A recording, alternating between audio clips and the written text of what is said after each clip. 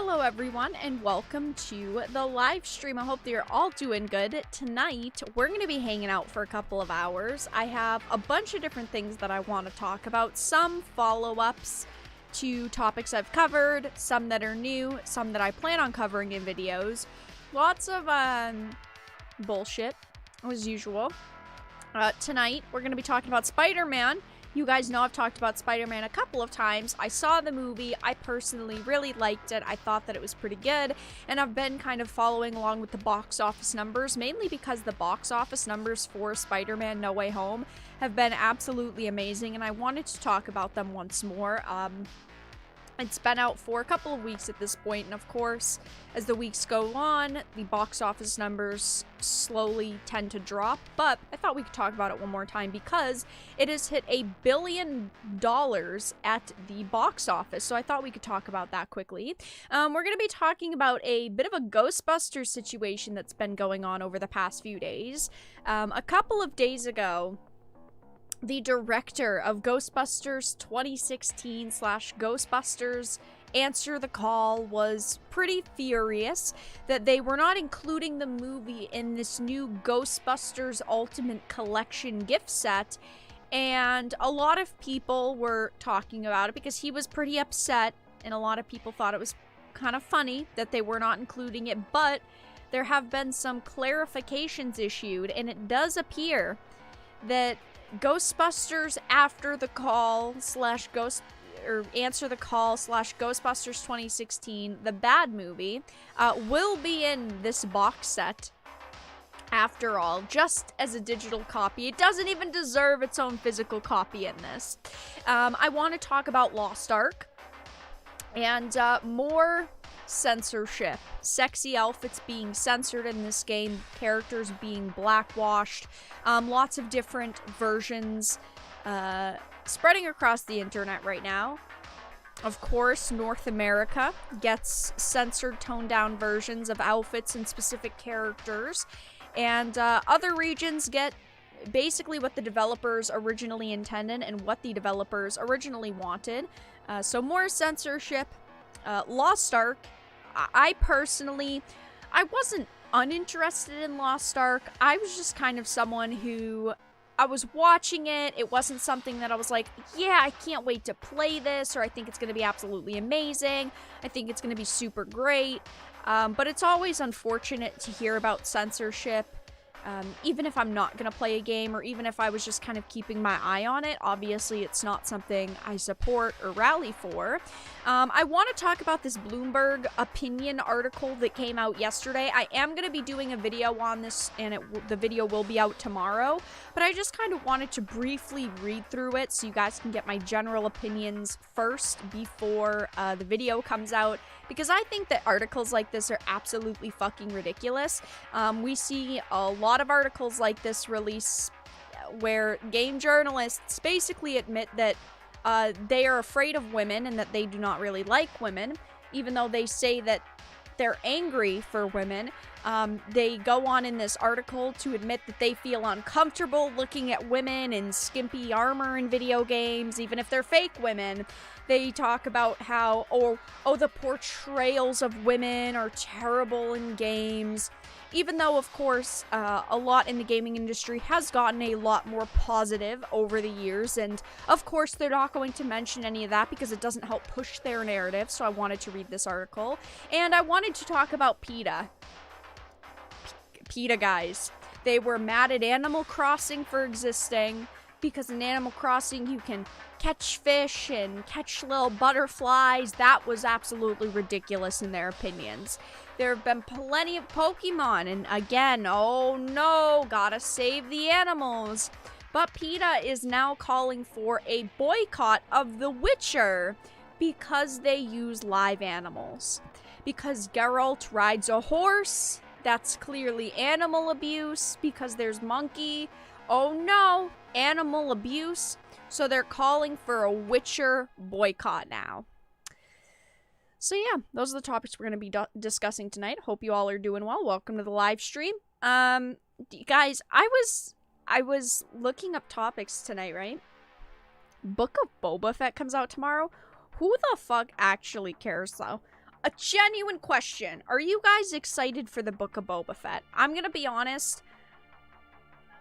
I forgot it was coming out. I thought it was like next year, like a couple more months. I don't know. After hearing about how they're changing up Boba Fett and they renamed Boba Fett's ship and they're changing his personality and this is basically a Boba Fett's the good guy story and he's not bad at all and he's gonna free slaves and all this. After hearing all this PR talk about it and like all these interviews, I personally was just kind of like, I do not care about this show. Maybe it'll be amazing. Maybe it'll be great. I mean, I'm glad they brought actors back, but like, it comes out tomorrow apparently. I didn't remember because I was uninterested in it. Like, usually I at least keep an eye on new Star Wars projects. This one, it's just... There's been, like, no hype for it. There's been, like, no talk about it. There's been, like, one new trailer, so there, like, hasn't been a lot of trailers. There hasn't been, like, a lot of interviews, a lot of talk about it. I just thought I'd mention that at the beginning of stream, because I'm not talking about the Book of Boba Fett. I mean, there's nothing to talk about besides it comes out tomorrow. Yay. I hope it's good, obviously, but I currently have no real excitement for it, so I guess I'm gonna keep my eye on it and potentially watch it. If... I'll probably watch, like, the first 2 episodes and then kind of judge from there. I don't know, guys. As a Star Wars fan, I have had no interest in it. Just after hearing about how they're changing Boba Fett and they're doing all these tweaks and making the character different, I just kind of felt like, you know, maybe we don't need this show. Maybe it'll be great, though. But yeah, welcome everyone. Hope your night's going well. We'll get started with the topics in a couple of minutes. Fire Spray.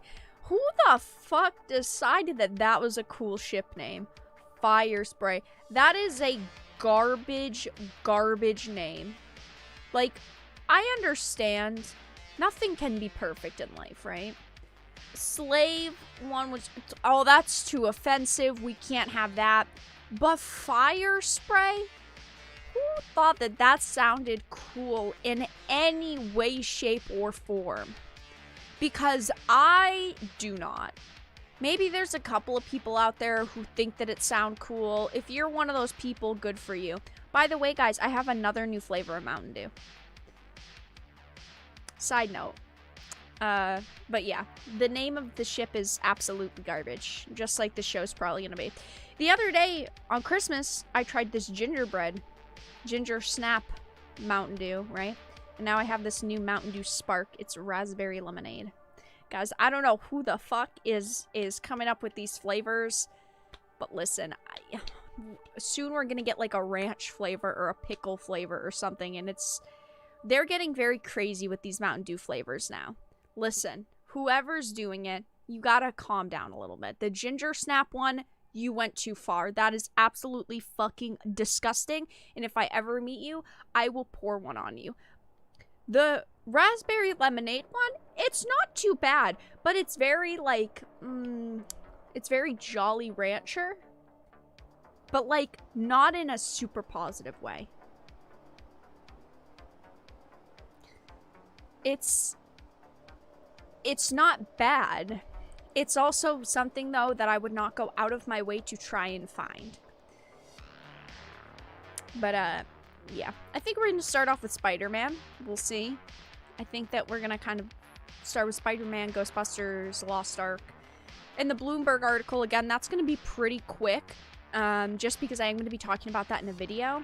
But I still wanted to quickly read some of it. Sour Apple Mountain Dew. They did some kind of Sour Apple Mountain Dew, or it's called, like, Charged Apple or something, but it's only, like an exclusive to one type of fucking store. That is bullshit. I don't know who did that, but you deserve to get fired. Why would you do that? You know, having Taco Bell, that's one thing, because there's Taco Bells everywhere. But having an exclusive Mountain Dew flavor that sounds great to one store in one part of the world, who came up with that idea? I do not know. But yeah, guys, Book of Boba Fett apparently comes out tomorrow, and I didn't know. I'm gonna try to watch it. I don't know if I will finish it, but I will try to watch it. No promises. I don't know. I feel like these shows, they're not terrible, but they clearly have, like, you have to start, introduce a character, they have a couple of, like, side quests that they're basically doing throughout the show, and, like, 3 of the episodes in total matter. Because otherwise, it's just them doing random stuff that really doesn't matter to the whole plot, but they needed to draw it out for 8 episodes to make a whole show out of it. And a lot of the other shows, like Mandalorian wasn't bad, do not get me wrong. It's just, like, 3 of the episodes through a whole season mattered, and the rest were just, like, filler side quests. Basically, like, oh, we've got to do this and collect this bounty and protect this person. It just felt very, like, mediocre. I don't know. I'll give it a try. I'm glad to see the main actors back. Like, that's really cool. I'm glad that they did that, but if the story isn't good, then what does bringing a great actor back to the role mean? It means, in my opinion at least, not much. Because, like, there are very few shows that I'll watch specifically because of actors in it. Like, the Obi-Wan Kenobi show. That's bringing multiple actors back. They're cool characters, so, like, I feel like most people are going to give that a shot. But Book of Boba Fett, they're changing around a bunch of the lore with the characters. They're changing around the canon. They're changing names because they're too offensive. It just gets very tiring very quickly. But alright, you guys, let's get started with the first topic of the evening, which is going to be Spider-Man. Now, you guys know I have talked about Spider-Man a couple of times here on the channel. I was really excited for the movie leading up to it. Well, at first, I was a little hesitant. I wasn't sure if I was going to go and see it in theaters. I wanted specific things in the plot to happen before I, like, bought a movie ticket, and then I did, and then I got really excited once I kind of saw the spoiler-filled reviews. I went to see the movie, and it was absolutely fantastic. It is personally, one of my favorite Marvel movies, one of my favorite MCU films. It's not number 1, but it's definitely top 3. Overall, it was a very solid movie. I felt like they definitely listened to what fans wanted. They definitely, I felt, tried to make it a good finale to the Tom Holland Spider-Man trilogy, while also finishing up other storylines that we've seen. And I felt like overall, it was a really good movie. I saw it in theaters. I definitely did not regret seeing it in theaters, and I would see it again when it eventually comes out on DVD or online. I am for sure going to be rewatching it. But Spider-Man is now, obviously, it's been doing very good. $5. Thank you for the $5 donation. How would you feel about beef jerky flavored Mountain Dew? That's a hard no. I would not even try it. Thank you for the donation. That is disgusting, though. But when it comes to Spider-Man, obviously, we knew that it was going to do pretty well just because it's Spider-Man, and we heard about all these villains returning. There were a lot of questions with the plot and returning actors up in the air, but ultimately the movie was a success. It has been what fans wanted, and now it has hit $1 billion at the box office. It actually hit $1 billion on Christmas. But it says, Merry Christmas to Sony as Spider-Man No Way Home hits $1 billion at the box office. This is, where's the donation screen? Did the dono not pop up? Oh, here, let me try this real quick, guys. There we go. I don't know why. It needed to be reset. $5. Same donation. Thank you again, though, for the $5 donation. That's absolutely disgusting. No, thank you. If anyone ever comes up with that, you're banned. Because you gave them the idea. Anyone there at Pepsi, do not get that idea. Anyway, No Way Home was a very solid movie, as it says. This will give the flick the second fastest ever to hit $1 billion at 11 days, tied with Avengers Infinity War, with the Avengers Endgame holding the record with 5 days. Now, I feel like people are always pretty iffy on Endgame and Infinity War. I personally thought that Infinity War and Endgame were okay movies. I thought that they were decent. They were not like my all-time favorite movies. They were not movies that I absolutely loved and would rewatch 100 times. I thought that they were decent. I thought that they were okay. I felt like the pacing for them was a little bit off. I wish the screen time was changed around a little bit and some characters had gotten more screen time than others. I just wish overall the movie had turned out to be a little bit different. I wish that they didn't, push down specific characters like Thor to raise up certain characters like, strong independent woman. But it is what it is. I didn't think that they were bad movies, but in my opinion, out of the three, No Way Home is a far better movie than Endgame or Infinity War. Again, they weren't terrible in my opinion, but they weren't amazing. It says, though, Spidey did it without China as well, the #2 movie market in the world.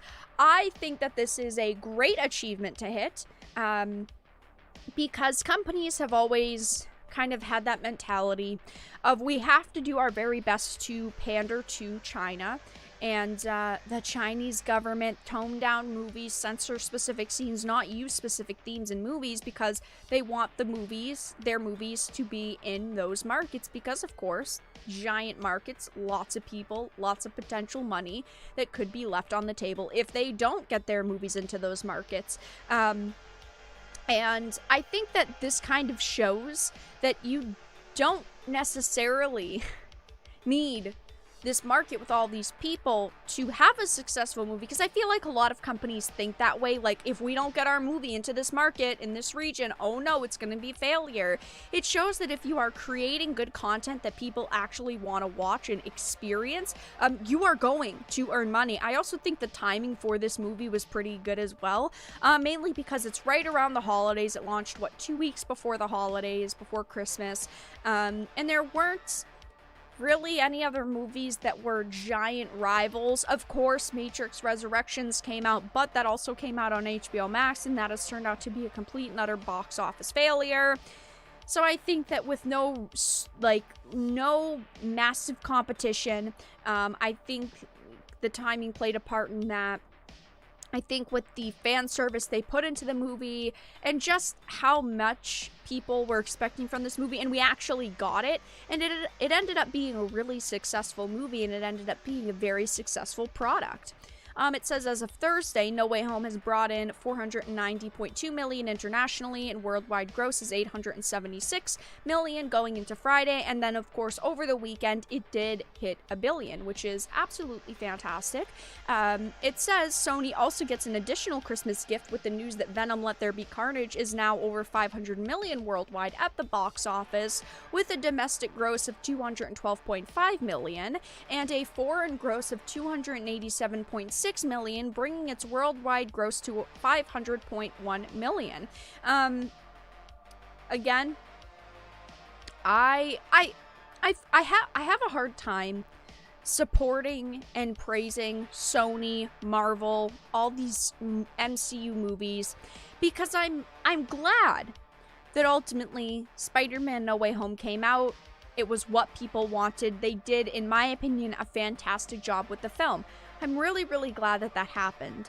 But at the same time, they make one amazing movie, and then they create 10 other really shitty movies. So it's like there's pros and there's cons. Yes, they did a fantastic job with this movie, but it wasn't just Disney Marvel creating it. It was Sony Marvel. So there's a big difference there.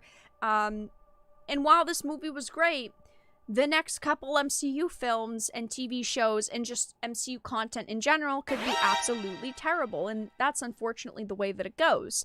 You have movies that are good, then you have movies that are terrible. I am going to try to give the book of Boba Fett a watch. I am going into it with a huge hype. Yeah, see, I'm just not feeling very hyped for the show. I think that it could be good, but at the same time, Haven't seen it yet. Haven't felt very hyped for it. But thank you for the $3 donation. Much appreciated. But it says, of course, fans love No Way Home. And I know it's currently the talk of the town. And that it's getting many repeat viewings from fans. In my opinion, I would go see it again if movie tickets were not so expensive. I just don't feel like I have to go see it again in theaters. But this is definitely a movie I will be rewatching at some point in the future. When it goes online, I'm definitely going to be rewatching it.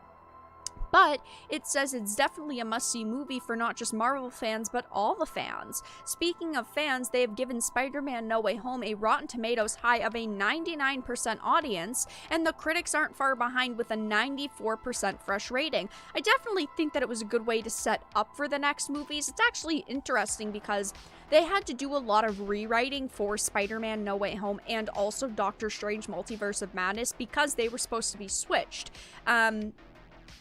Multiverse of Madness was supposed to come out first, and then Spider-Man No Way Home was supposed to release, so I know that they had to do like a bunch of reshooting and a bunch of rewriting, and apparently on No Way Home's set they had to every day be changing things up slightly because of the story, so that was definitely very worrying. But overall, the movie has done fantastically at the box office, and I think that it deserves it. This definitely gets people excited for Multiverse of Madness. I'm personally a big fan of Doctor Strange. I'm hopeful to see what they're gonna do with the character. I know in No Way Home they did change around Doctor Strange a little bit. I wasn't the biggest fan of how they portrayed him. I felt like they could have done a little bit differently. But I know that ultimately they had to make the plot work, and he had to be a big part of it.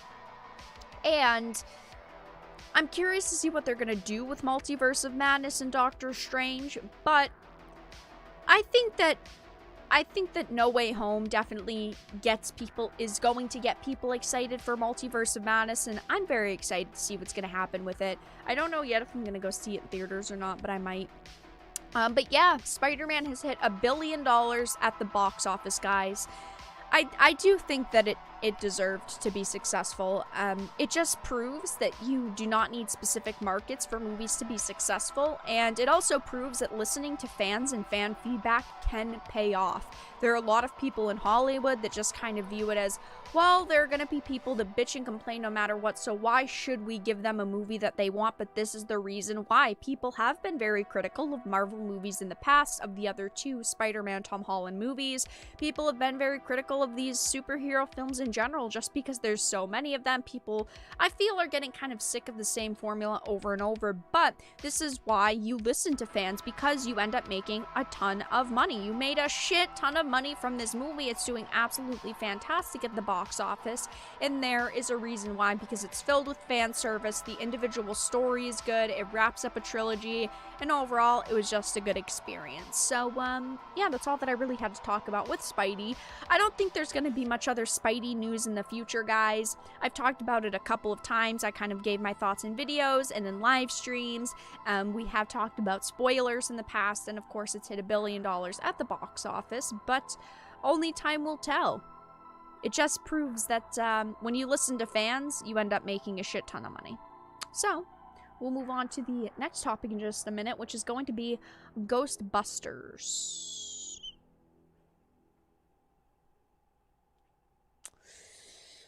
Oh, brother. Guys, that's gonna be me. I'm gonna be a female Ghostbuster. What do you think? I think that's gonna be a no. I don't think we need another one of these movies. Well, the Ghostbusters 2016 type of movie. I definitely don't fucking think we need another one of those. Holy shit, that movie was terrible. Who decided? Who decided that that movie was gonna be good? That was terrible. Feige will ruin Doctor Strange's movie. We'll have to see. I mean, there's always a potential for everything to be ruined. 100% true, actually factual. But I have hope. And that's just kind of what you have to hold on to. Because if you don't hold on to hope, oh boy, you're gonna be massively disappointed with life in general. So, we'll see.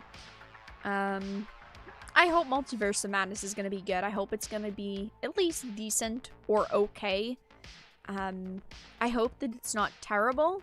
At least, the bare minimum, I hope it doesn't fuck everything up too much. But only time will tell. It comes out in March, right? I think Multiverse of Madness is, yeah, March. So, a couple more months. It's already 2022 almost. They need to go back to making the occasional A-lister comic book film and quit with the cinematic universe stuff.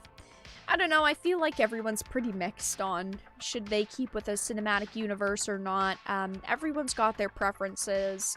I like the MCU. I just unfortunately think with all the good movies there are also a lot of bad, mediocre movies. And unfortunately, when you have so many characters in one universe, you're bound to run into issues and complications with story and canon and what's going on. So it's that give and take. I like the MCU. Do I think the MCU is perfect though? Fuck no. I think that it does have problems. Ultimately, all we can do is wait to see what else they're gonna do.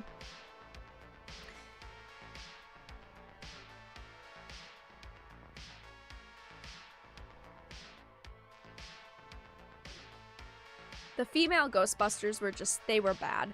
I like the idea of having female Ghostbusters, like with Afterlife. They did great with Phoebe. Phoebe was really well done. If they went in that direction with the female Ghostbusters, I don't think anyone would complain or have anything bad to say about it. From what I understand, from what I've seen in my personal opinion, I really liked Phoebe, and I think a lot of other people liked Phoebe as well in the direction they went in. Clearly, they wanted to have kind of a female Ghostbuster, but they did it in such a good way in Afterlife. And the 2016 movie just was terrible. It was just terrible in every way possible. I'm not a fan of the actresses they chose. I wasn't a fan of the story. Just none of it was good.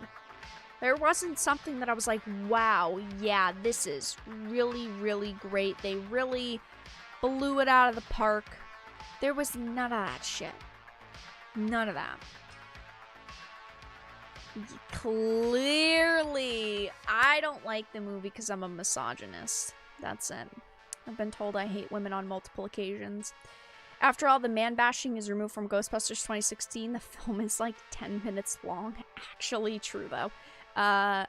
If we took out all of the man-hating from it, the movie would literally just be like a fucking short film on YouTube. It would be. That's all that it would be. Absolutely terrible. Absolutely just atrocious. I don't know who greenlit Ghostbusters 2016. I don't know who read that and went, whoo! Gee whiz. That's a real good movie. Whoever it is, find the door and leave. Yep, me and my internalized misogyny, guys. Alright, so we're going to talk about Ghostbusters a little bit.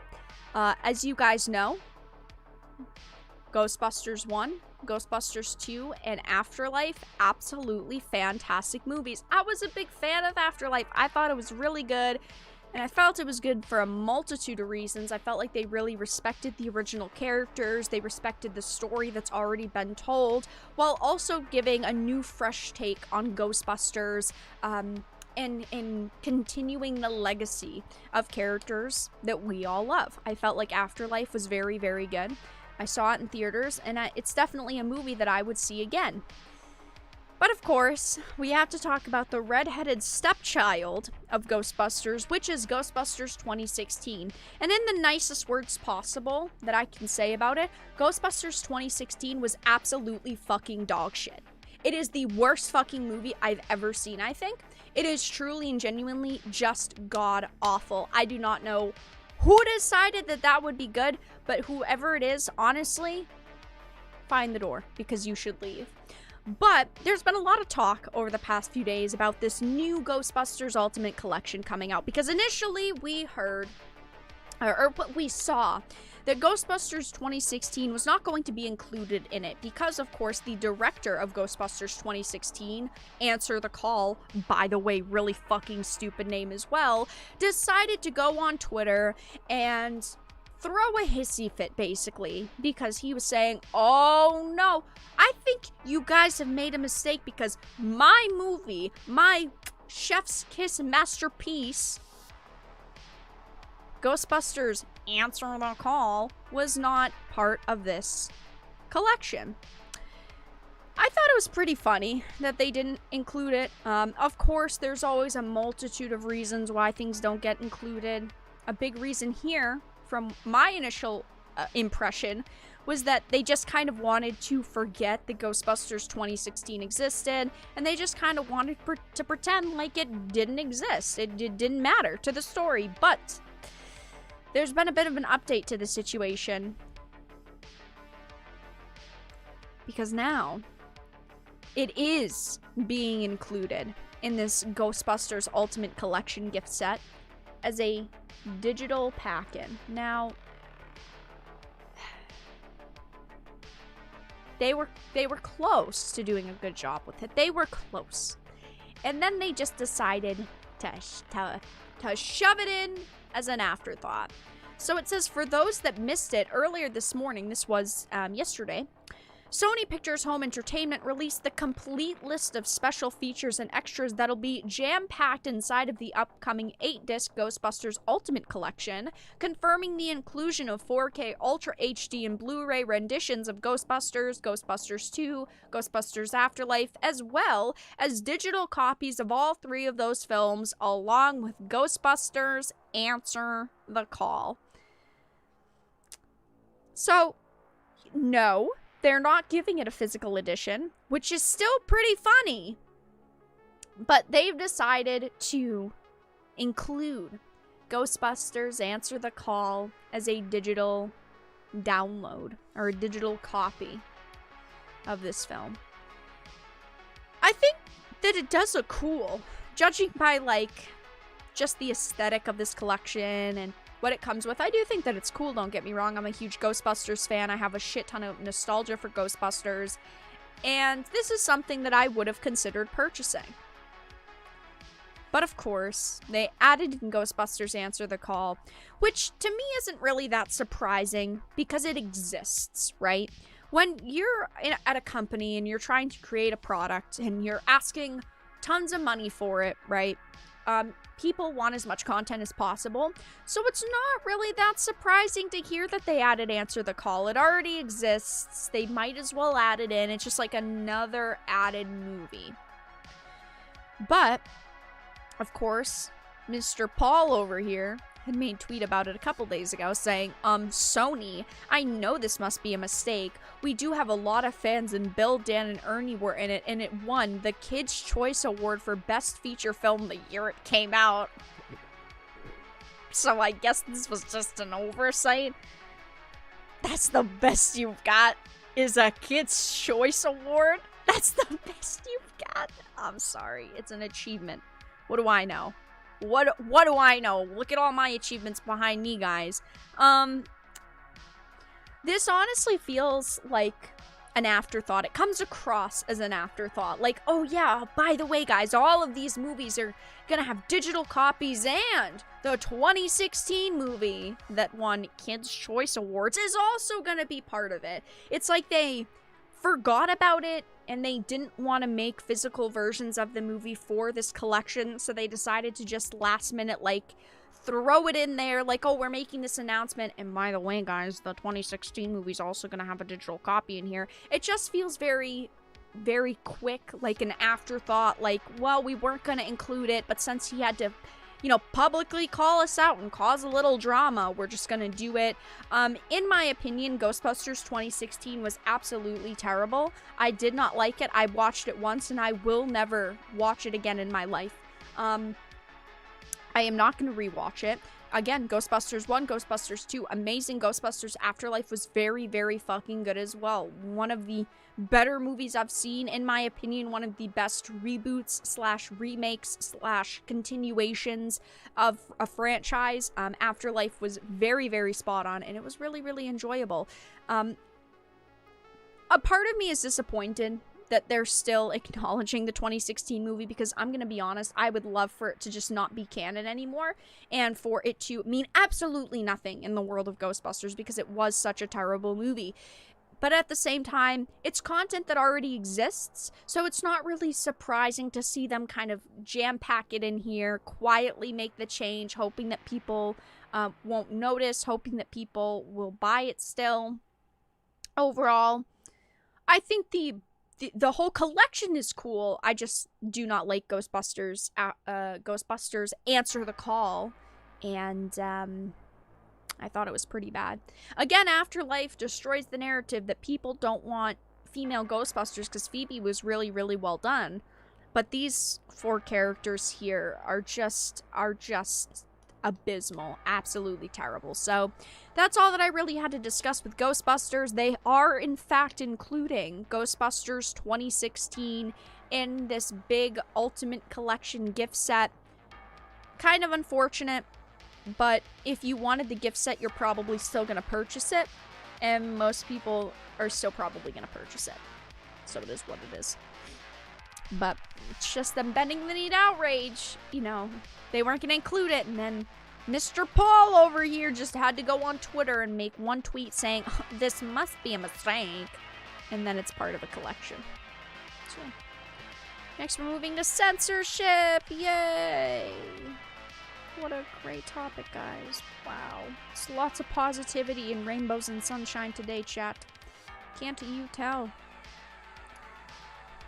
Well, yeah, of course people are still gonna notice it, but it's like, it comes across as an afterthought, like they don't want people to notice it. It's like they were hoping initially that people wouldn't call it out.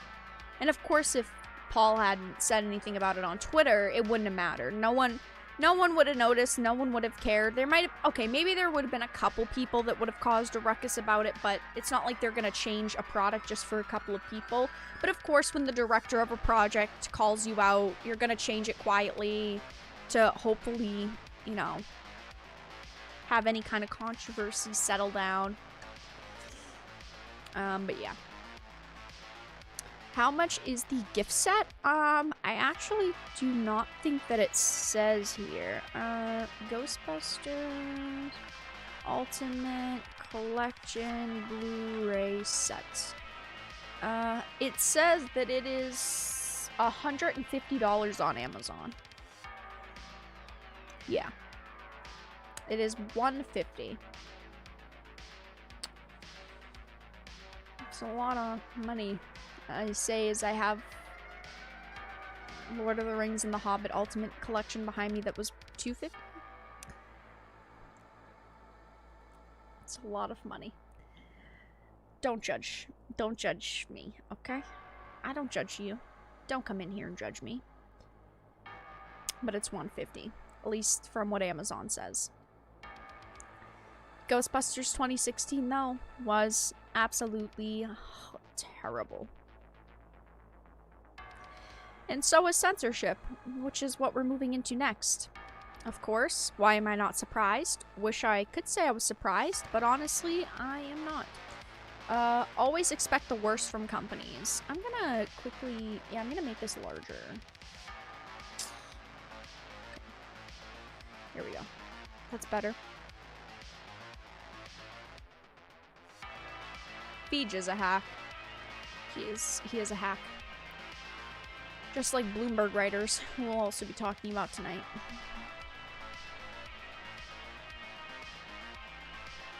Well, it seems like a cool set. 150 is a bit much. Yeah, I mean, $150, it just depends on if you want, like, the book that goes along with it, and the prop that goes along with it. It's like a collector's edition of a video game. It's like, if you don't care about, like, the statue, or, like, sometimes the helmet that goes along with it, or, like, the small collector's edition items, then there's no point to buy something that's not the base version. For me, Like, I usually buy base versions of things. I don't care about statues or helmets. Like, art books are cool, but you can buy those for games individually, like online from resellers if you really want them. But it just depends on how much nostalgia you have for it. And plus, tech and just items in general are hard to get your hands on right now. So it's probably going to be yoinked and scalped. But we don't know how many they're making, if it's limited edition. So yeah. But alright, you guys, next we are going to move into a bit of a censorship topic. You guys know I cover a lot of censorship here on the channel, and I try to talk about games that are being changed for North America, specific regions, and unfortunately, a new MMO that is coming out is being censored. Lost Ark is something I personally haven't really felt a lot of excitement for. I've kept my eye on it for a while now. I've been watching it. It's nothing that I was super excited for or told myself I was going to play on day one, but it's always unfortunate to see games and content be censored, because even if I'm not going to enjoy something day one, that doesn't mean I want other people to have to deal with censorship and going through censored and changed content. We are adults. We should be able to play whatever games we want with whatever content we want in them. It really shouldn't be a problem. Unfortunately, though, it is 2021, and there are people on social media who get offended over literally anything. And of course, companies want to appease the outraged people. They want to do anything that they can to get people on their side to purchase their games, to give their titles a chance. And they think by changing races of characters and, altering dialogue, changing outfits is going to gain them more consumers. But in fact, all it is going to do is lose you consumers, because the people that are outraged about cleavage being shown in a game or specific dialogue in games, they are never going to give your game a chance, even if you censor it to hell and back, because they're going to view the situation as, yes, you changed it, but you used to be that way in the past, and this game used to contain offensive, ridiculous, disgusting content. And then you're going to lose the people who were initially excited for your game and the people who are going to support your product. And that is what is happening with Lost Ark. This is an archive of a Sankaku Complex article. It says, Western version of Lost Ark censors sexy outfits and black washes characters.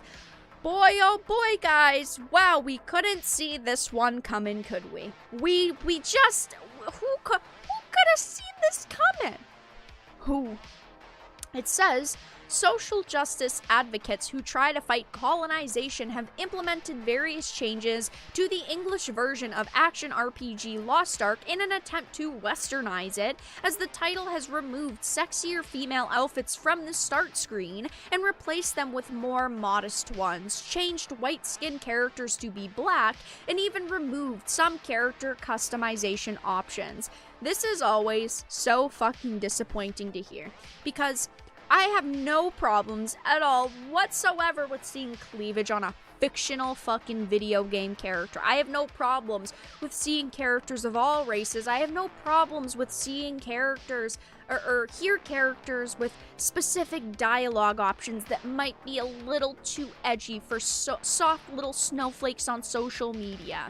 But of course, as you can see in the first image are some changes, and there are a lot of changes, but as you can see from these first sets, on the left is the Korean version, in the middle is the EU/North American version, and then on the right is the Russian version, which is a little bit surprising to see this, because the Russian version of the game isn't actually that censored compared to the Europe and North American version, which is interesting because Russia, of course, has cracked down on anime, on video games, on that type of content. So you'd think that they would also receive a censored version of the game, but no, it's just us, of course.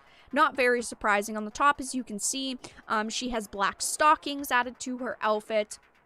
The outfit colors and design is slightly changed, but, of course, cleavage is covered. In the second image, they also just literally covered up any skin that she had showing on her arms and also her cleavage area.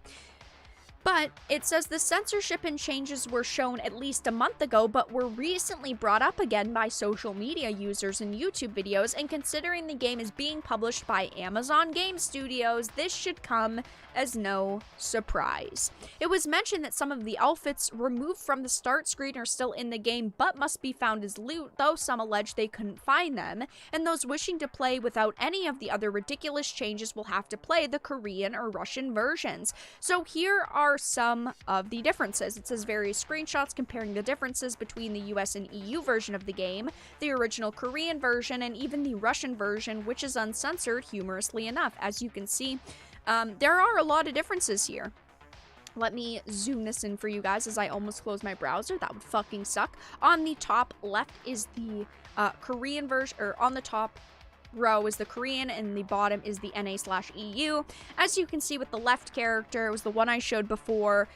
Her arms are covered, cleavage is covered, the tops of her thighs are covered. Any skin that she had showing besides her neck and her face are completely covered. And on the right, there's this ugly fucking black mesh added around her cleavage, on her arms, on her legs. I hate designs like this, and sometimes these designs, when they're done specifically, can look good, like full bodysuits. Sometimes full bodysuits can look good, but you've got this one-toned black outfit on the bottom, and it just looks like they literally didn't have any other fucking design ideas, so they just added, like, black mesh everywhere. Like a black bodysuit underneath. It looks rushed, it looks unpolished, it looks fucking stupid. I personally prefer the Korean, the sexier designs quite a lot. I think that they look much better. Then again, I am someone who's played like Black Desert Online, and I have absolutely no problems with seeing fictional female characters in something slightly skimpier. But here, as you can see, top is the Korean version of the game, the bottom is the NAEU. Characters are being drastically changed around, and here are some of the characters that you see throughout the game, I believe. Again, I haven't played it, I haven't looked too much into it, but from what I understand, these are just some of like the characters, the NPCs in the game that you have to interact with. Top is Korea, middle's NAEU, bottom is Russia. As you can see, some of the characters here have been race swapped. Some of them are now black, darker skinned. Some of the outfits are slightly changed around as well to show less cleavage and kind of show less skin. But as you can see, it's mainly just race swaps here. Again, I see no problems with having different characters. Like, I don't see the problem, though, with just leaving the characters the way that they were. They're not offensive, they're not terrible. And when we go to the character customization options, you can tell there's a big difference between the NAEU and Korea and Russia presets and face shapes. On the top, there, as you can see, are many, many more facial structure options. And on the bottom, as you can see, there are more, I'd say that there's about an even amount of black versus white presets, and these are character customization options, so obviously people should be able to create whatever character they want. I personally don't find a huge problem in this. The problem I have with this situation is the fact that they took away face shape presets. I don't know why the hell they would do that. That to me is pretty stupid. But again, like, I think that the character customization system looks kind of similar to Black Desert, maybe not as in-depth, but you should be able to create whatever type of character you want. I think that this situation is worse when they're taking NPCs that already look a specific way and they're changing their skin colors and their outfits and their hair colors to be more inclusive and be more diverse. I think that that's worse. With this design, like the middle outfit, the NAEU outfit, it doesn't look bad, don't get me wrong, but clearly she's more covered up. She's not showing as much. I hope that both of these outfits are options in the EU and North American version of the game. Unfortunately, I haven't really seen anything saying that they are. Supposedly they are gonna be in the game, but like I haven't seen any proof of that. I think that all of these outfits do look pretty good. It's just, unfortunately, when you're taking characters and outfits and you're censoring them and toning them down to try to appease certain groups of people, it's really, really shitty. And for me, if these developers had came out and said, we're not going to censor our game, we're not going to tone down anything, even if people want, we're just going to add more options to the game, I would support the game. My problem is that they're removing content to try to say, look at us, we are very diverse and inclusive, instead of giving people more options. They should be giving people as many options as possible. I will always say that. Whether that's with skin tones, with outfits, whatever the case may be, but taking away options because you're trying to be more inclusive and diverse and not offend people is absolutely ridiculous. In this outfit, I actually don't really like the middle outfit that much. I think the left/the right version looks much, much better. It's not even just about the cleavage, because, like, the middle one has a little bit, I guess, kind of. It's more about, like, just the general design. I feel like the middle one looks kind of lazy. Again, I don't know if these are actually going to be in the full game itself, if both of them are going to be for the North American version. But clearly there are outfits here that look much better than another. And this is, from what I can tell, basically the same outfit. It's just, unfortunately, the EU/NA character has this awful black bodysuit underneath all of their armor. Like, when did cleavage become so fucking offensive? Like, when did showing a fictional character's leg, may I add, become so offensive?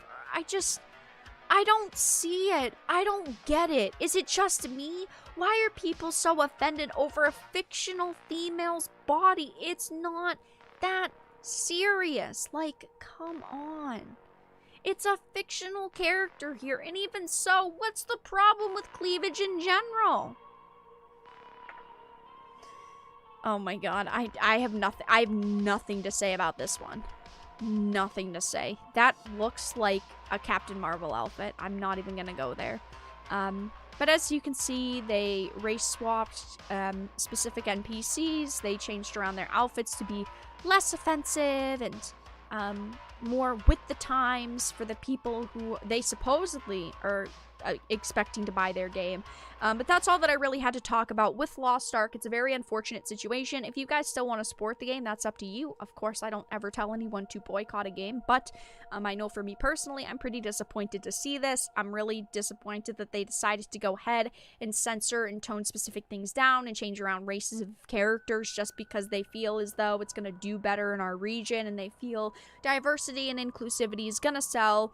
I'm really disappointed. I think it's pretty fucking dumb. You should be giving players more options, not taking away options, and that's unfortunately what they decided to do here. So guys, that's all that I had to discuss with Lost Ark. I may make a video on this tomorrow or the next day.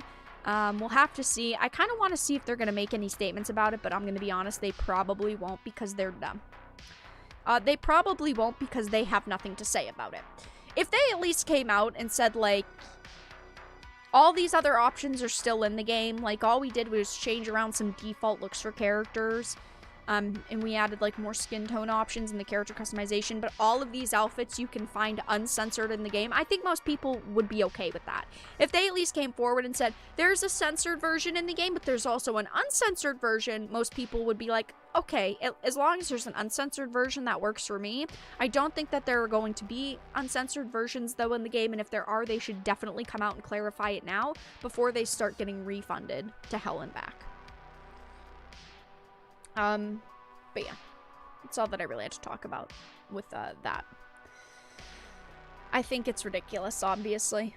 It's disappointing just to see that more game developers are toning down fictional characters because there are a few people that are vocal on social media that are mad and upset about it.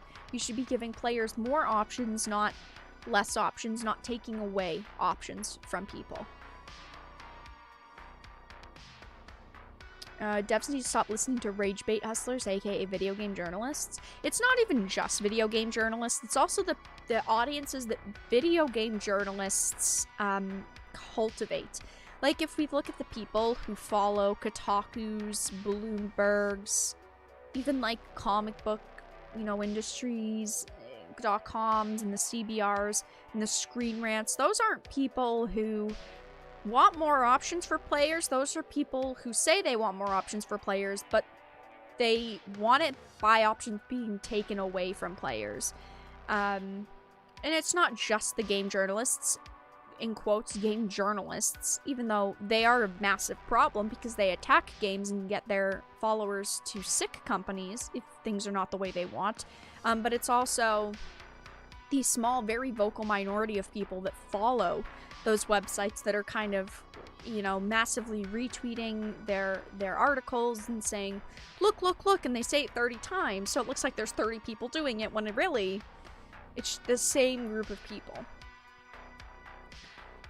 CBR writes absolute garbage. I agree. I feel like most websites kind of write garbage. There are some decent websites, don't get me wrong. And even, you know, sites like the Kotakus, for every 1,000 shitty articles they have, they might have one good article. Unfortunately, there's just that massive ratio where it's like, yeah, they do one good article, but then there's hundreds and hundreds of just terrible ones mixed in there. So it's really hard to support them or want to support them or give them another chance.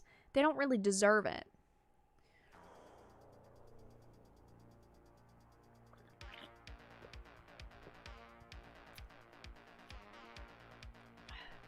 Guys, it's Witcher time.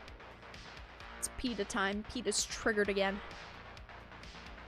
Peta is mad. Peta is furious right now. Cancel Peta because Peta wants Witcher canceled?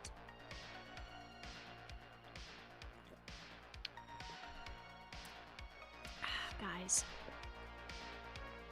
I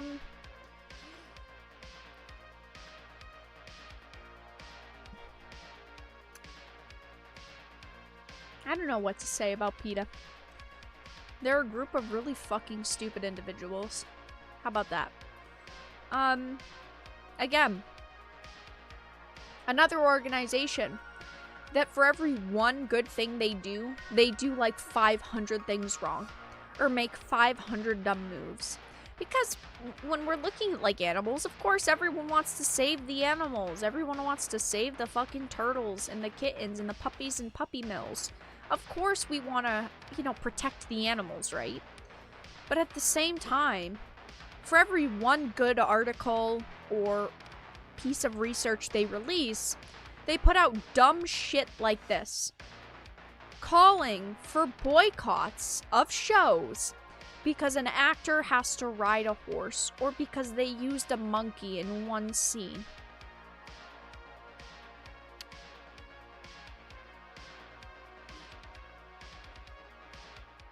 For every good study or article they put out the articles attacking Pokemon because you're making fictional animals fight. Because you have to catch a fucking butterfly in Animal Crossing. And because you have to catch a shark and put it in a museum. Because all you're doing is caging and trapping these poor beloved creatures. This is a Bounding into Comics article. PETA calls for boycott of Netflix's The Witcher Season 2 due to the use of live animals. Now, there are definitely people out there, no matter where you are in the world, that have animals, that use them for things like show business, that use them for, like, Vegas shows, that use them in shows and movies. There are definitely people who keep animals at, like, zoos and mistreat them. 100%. Those people are always going to exist. Unfortunately, it is the way that it is. But the point of, in my opinion, the point of a PETA should be researching these individuals. So let's start off with Roach. Okay, the Roach and Witcher. Who owns Roach? What company, organization do they work for? How do they take care of their animals? That should be what they should be looking into. And if they ultimately come to the decision that this horse is treated really, really fucking well, then what's the problem with it? Unfortunately, there are a lot of animals that are used in things like shows and movies, like in Game of Thrones, like in The Witcher, and unfortunately they're rehabilitated animals. Maybe they're injured and they can't actually, you know, be re-released, so they keep them, but they keep them safe, they feed them. They're not terrible to these animals. But of course, that wouldn't fit their narrative, would it? So, Now they're calling for something like The Witcher to be boycotted and canceled because they used a couple of live animals. And we're not even talking about that many animals here. Of course, anytime a show comes out now where there's animals that are being used or animals that are being shown, hell, I'm really fucking surprised that they don't even go after the goddamn fucking seagulls on the beach that show up, because those could be placed there by individuals, guys. I mean, they have gotten so ridiculous with attacking shows simply for having animals in an episode of something that they end up being called out, and hilariously too at that. Because who is upset right now with The Witcher because they use live animals in it? I don't think anyone, besides the person who wrote this article for PETA. So it says, like clockwork, PETA has once again used the release of a highly anticipated piece of entertainment as an opportunity to grandstand for their cause, this time using the recent second season premiere of Netflix's The Witcher to condemn the series' use of live animals over CGI alternatives. It says that in a statement released on December 22nd to their website, PETA Animals in Film and Television Associate Director Lauren Thomason asserted to the public that Netflix's The Witcher has a monster problem in that producers apparently monstrously chose to exploit a live lemur and squirrel monkeys among other animals instead of using modern and humane computer-generated imagery. Wow, guys, they are real monsters for wanting Ciri and Geralt on a real horse to do half of a minute of a scene. Wow, guys, that is just truly terrible. It is truly terrible that they had like 3 squirrel monkeys on a scene that literally had to stand there and be cute for 30 seconds and got probably like 50 fucking treats, and then they got to go back to sleep. Because, guys, that is monstrous. How could they ever? The entertainment industry typically prematurely separates these animals from their mothers and thwarts their instinctual needs to explore, choose mates, raise young, and forage, which is kind of why audiences should skip The Witcher and instead toss a coin to the many films and shows that feature only willing human performers.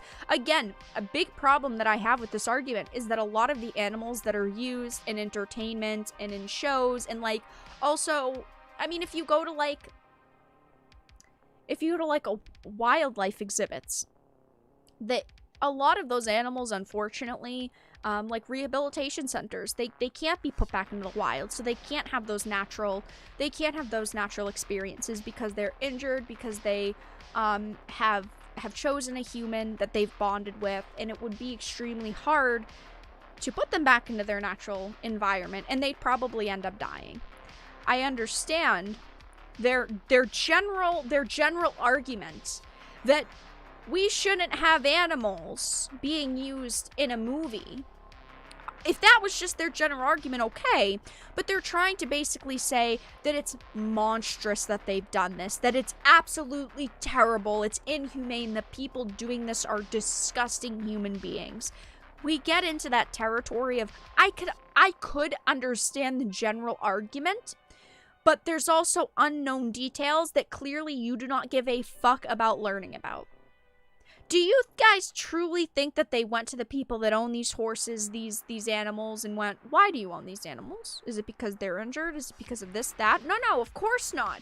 Of course they wouldn't put out a piece that actually has any evidence in it. They just want to make this general statement, get people really mad and upset about it, hoping to get outrage clicks, which is, of course, pretty fucking disgusting. It says, the animal rights organization further hammered home their denunciation of The Witcher on Twitter, posting later that same day, from a lemur to an owl to a camel. Netflix is apparently choosing to exploit the animals of the continent while other productions are using CGI. Even if fantasy world animals aren't actors, leave them off screen. Again, it's really, really difficult to ever try to defend an organization like PETA.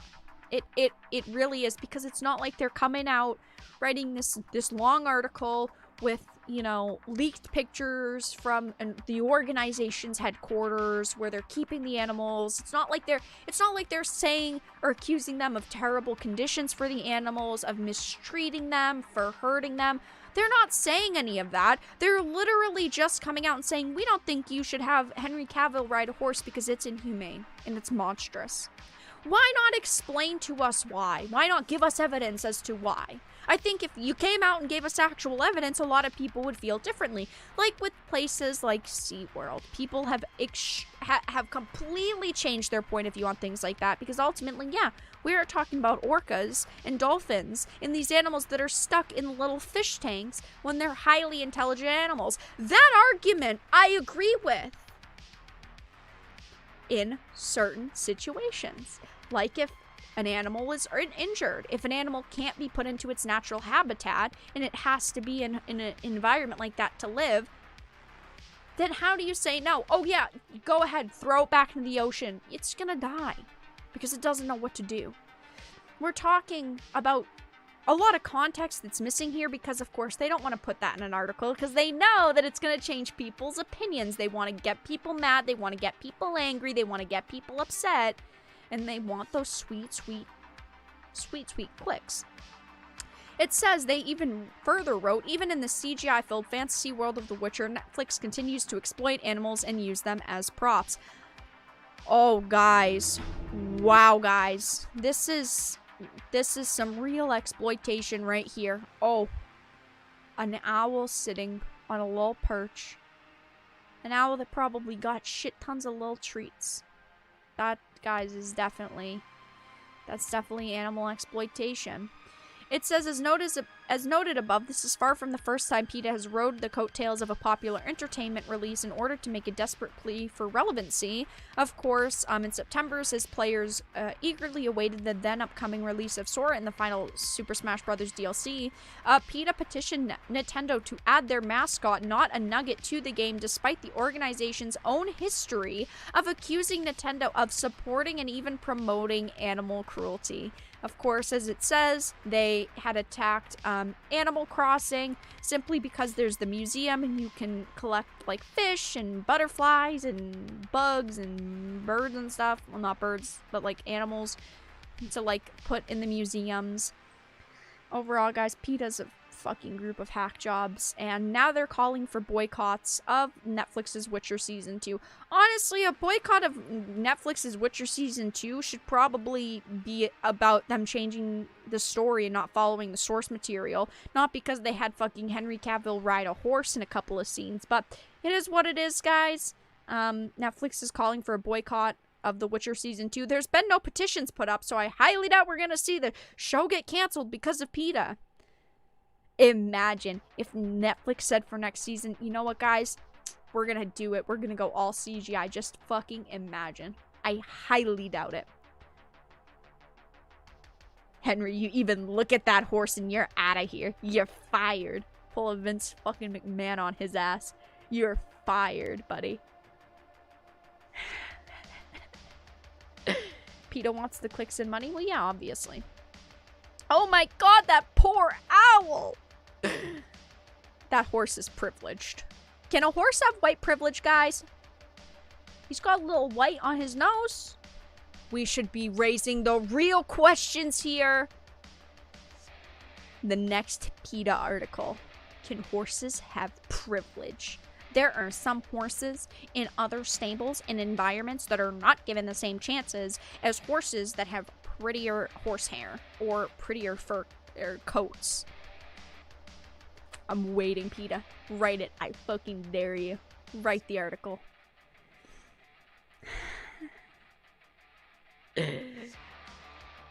Yeah, it starts from one thing to another thing. It starts as them just like mistreating animals to being complete monsters because they had like 4 animals in the season, and then it turns into the people actually owning the animals are terrible people, and then it turns into humans hating humans. It goes from one point to another point very, very quickly. An owl on a perch, I'll alert the authorities. Exactly, that's how it goes though. It's ridiculous. Boy, they're gonna hate white horses then. Guys, we already got Black Beauty.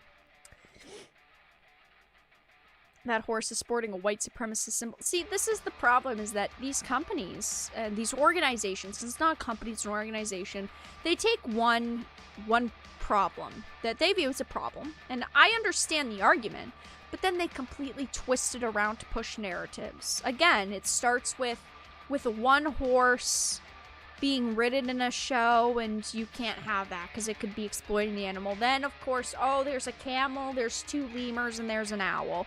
And then it turns into the people that own those animals are terrible, and then it turns into this group of humans hate this other group of humans, and it just turns into this clusterfuck. All because Henry Cavill got to ride a fucking horse in the show, and now we have to CGI it. That is one privileged horse. Can't believe it. He got to work with Superman. Yep, why is it a white owl? Yeah, it's privilege. But the funny thing is that we're saying these things as a joke, right? But there are fucking people out there who will legitimately say shit like that. Like, I do not know how. I do not know why. But there are people out there who will do that.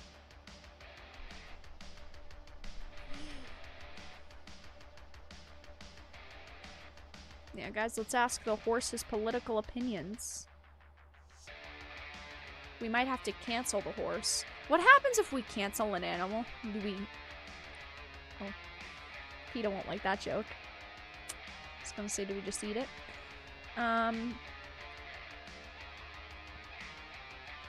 But that's how it goes, guys. There's outrage now around The Witcher, and Peta is calling for a boycott because of animals.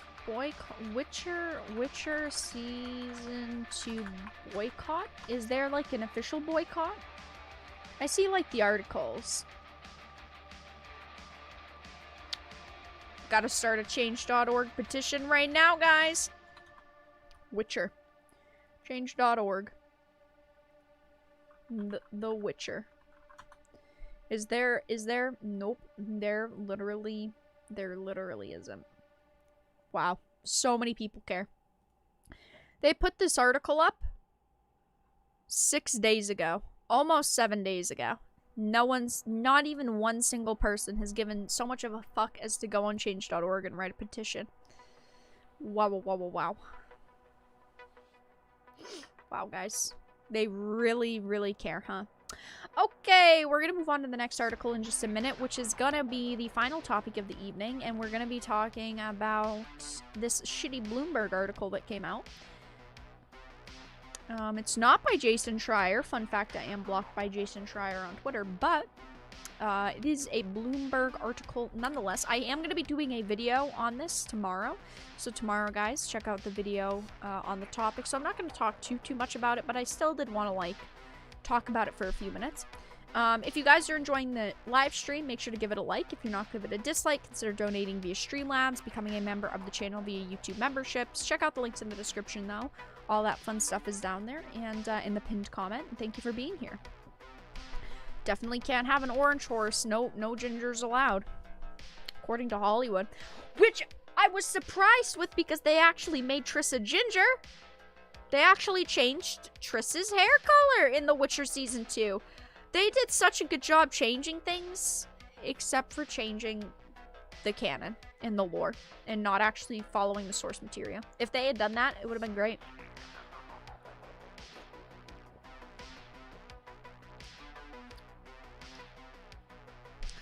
Getting blocked by trash journalists means you're doing something right. I'm blocked by the creator of High Guardian Spice. Hey, whatever happened to it? I thought it was the best show! High Guardian Spice Season 2. Hey, whatever happened to it? I remember reading a few weeks ago that Crunchyroll had done some event, and they didn't talk about High Guardian Spice? Wait a minute, guys. Hold on. Gotta Google this. High Guardian Spice was mysteriously absent at Anime NYC. Whatever happened to the best show on television? Anytime. Past week.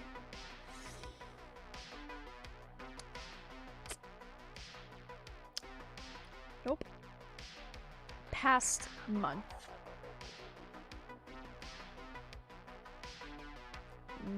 Nope. Well, guys, F's in chat for High Guardian Spice. I guess she's dead. What was already dead may never die, though, I guess. High Guardian Spice, am I right, guys? That is not the way. Alright, guys.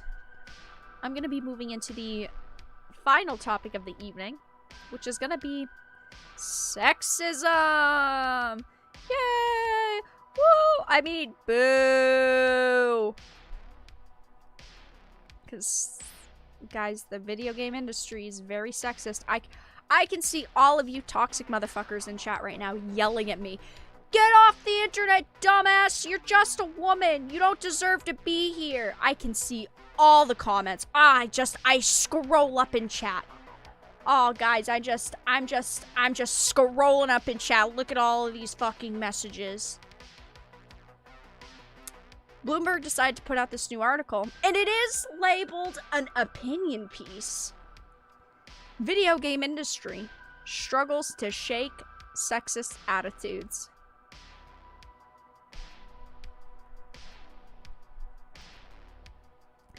Denigrating portrayals of women are common in popular titles, but a hit Sony game offers a glimmer of hope that things are changing.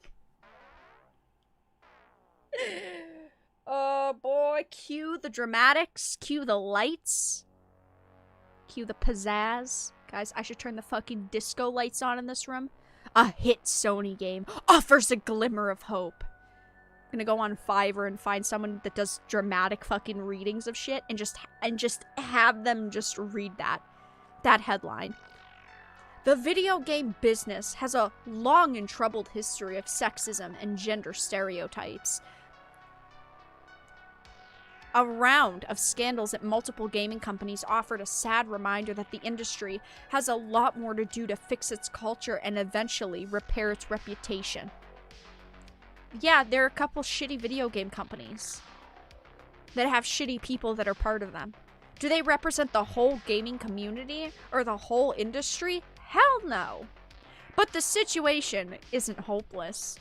As a hit release from Sony shows, there is a big market for games that portray women as smart and resourceful actors rather than as pawns, victims, and objects of male desire.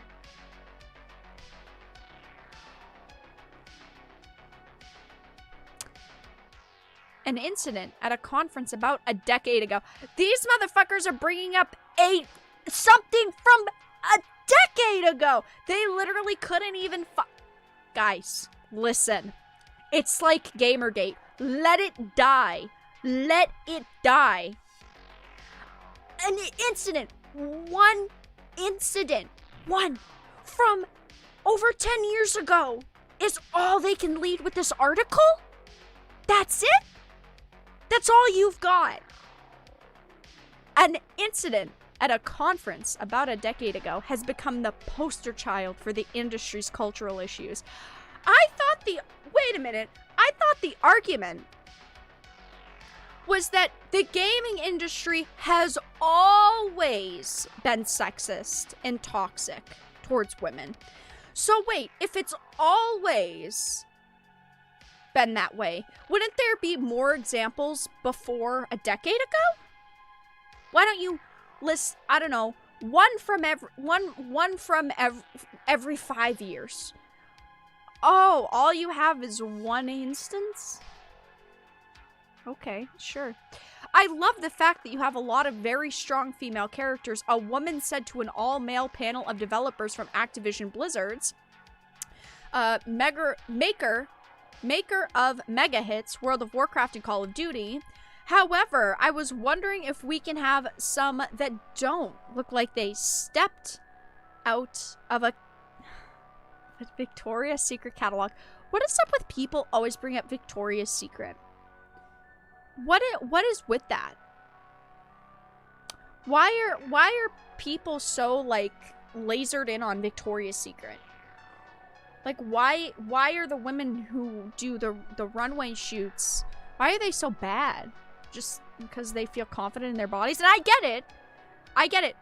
20 years ago, you know, there's always been a lot of very unhealthy standards in the beauty industry, but we're not talking like everyone looks at those women and goes, that is clearly what you base your game off of just because there's an attractive woman.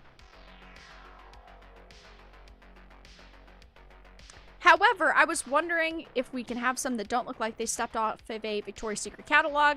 A smattering of applause was quickly drowned out by a sea of boos. Instead of defending her, the developers ridiculed her suggestion. Does it say what they said? No, of course it doesn't. Despite an outcry at the time, the industry continued to struggle with hostile attitudes towards women. After Microsoft hosted a party 5 years ago with scantily clad female dancers on platforms, head of Xbox Phil Spencer was forced to apologize. Oh no, guys. Men looking at attractive women. Do I think that should be happening at, like, a normal developer meeting? No. But we're talking about a situation that happened all between consenting adults off of business time at a holiday event that they were doing. Like, we're not talking about just a normal everyday thing that's going on. It says more recently, League of Legends maker Riot Games has been sued for gender discrimination, which of course they just settled for, while Ubisoft and Activision have let go of several executives amid allegations of widespread sexual harassment. Why don't these people put effort into writing articles about, like, Riot and Tencent? Why not? Because this is what you're more worried about? Yet amid these painful episodes, there are also signs of progress. In particular, of course, 2017, Horizon Zero Dawn, shows that there is a huge market for games that don't denigrate women. Horizon Zero Dawn isn't the only game that's ever come out with a female. They do realize that, right?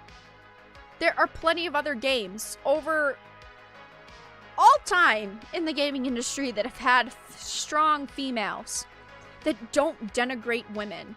Like, just first of all, the argument that a character being sexy means that it denigrates women is absolutely ridiculous. That is so fucking stupid. But I mean, if we just look at, like, video games in general, there's so many great female characters. Lara Croft, Bastila Kotor, Senua from Hellblade Senua's Sacrifice, Samus. There are so many. Those characters aren't degrading to women. They're not offensive. They're not objectifying women. And that's not even bringing up, like, sexy characters or characters that are in slightly more attractive outfits. Those are just, like, characters wearing tank tops and shorts. Characters that are in full bodysuits. Characters that nothing has to do with their outfit, has nothing to do with their personality. I do think that the original Horizon Zero Dawn game was pretty good. I didn't think that it was terrible.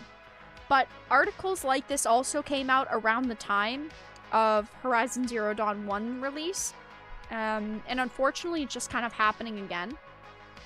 It says Zero Dawn's main protagonist is a female character who doesn't look like a supermodel. Set in a post-apocalyptic time far in the future, the character named Aloy battles robotic dinosaurs and aims to stop a rogue artificial intelligence system from destroying life on Earth.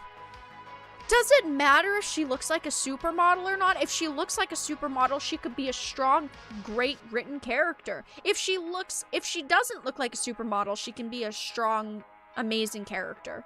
If she does or doesn't look a specific way, it doesn't matter. It's the writing that matters. That's like saying Bayonetta's a problem.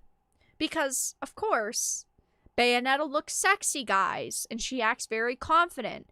Meaning, by their definition, that would denigrate women. Yet, Bayonetta was designed by a woman. So what's their argument there? There isn't one. The game's developers said they wanted to create a believable and inspirational hero for everyone. Then why not Lara Croft? She's believable. I mean, yeah, she's kind of fucking nuts, but, like, we're not the jumping. But besides that, like, she's in everyday clothing. She's in an everyday world. Like, we're not talking about her being transported multiverses and fucking time stones and infinity stones here. She's believable and she's inspirational. Players loved the character and the game's engrossing narrative and production values. It went on to become one of Sony's most popular games with more than 10 million units sold. Again, Horizon Zero Dawn was a pretty good game. But the more we see articles like this about 2, the less excited I become for 2. It says the sequel is poised to be one of the biggest releases of 2022 after it launches in February. If successful, it should encourage other publishers to move beyond superficial female appearances and focus on better storytelling and game quality. The positive response to the title among female gamers on industry websites and social media suggests it might help bring more female gamers to consoles as well. I thought gaming was 50-50. Wait a minute. I thought the argument has been the gaming industry is 50-50. So, is it 50-50? Or is there a giant imbalance now? What's the narrative today, Bloomberg? Because I'm hearing both.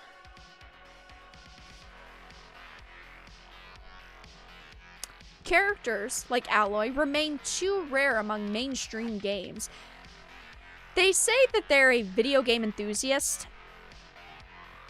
As a video game enthusiast, I find it uncomfortable playing lead titles like Tomb Raider, Genshin Impact, or Bayonetta, all of which feature female characters in skimpy outfits. That sounds like a you problem. As a woman, I have no problems playing female characters in skimpy outfits, and as a woman in gaming, I have no problems playing games as a male wearing skimpy outfits either. There are plenty of male characters that are shirtless, that have, like, ripped clothing and ripped armor. I'm not gonna bitch about it. There are males with skin-tight suits, like Batman and, like, Nightwing, where literally you see every little ab and muscle on their body. Where are the articles talking about how they're being objectified and how they're getting unfair treatment? Oh no, because it doesn't push their narrative enough. I think that this is so pathetic. That they're uncomfortable playing games like Tomb Raider or Bayonetta because they feature females in skimpy outfits. Lara Croft's outfit is not skimpy. She is in shorts and a tank top. Get over it. Real women walk down the street wearing those things every single day. It's not that serious.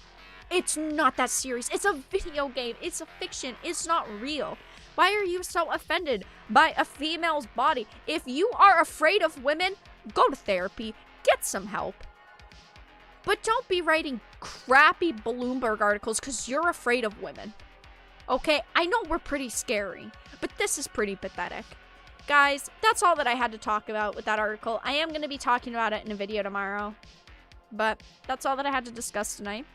We talked about Bloomberg, Peta, Lost Ark, Ghostbusters, and Spider-Man No Way Home. I'm going to be hanging out for a little while, so if you guys have any questions or topics you'd like me to discuss, feel free to leave them in chat. If you guys are enjoying the stream, give it a like, donate, become a member, all that fun stuff. Links are in the description. But wow, guys, a game journalist who's afraid of women in games. They claim they want to help women in the industry and prop up women and praise women, but they're afraid of women. I don't know how that makes sense. I truly don't understand how that makes sense. Are you afraid of women or do you like women? I don't get it.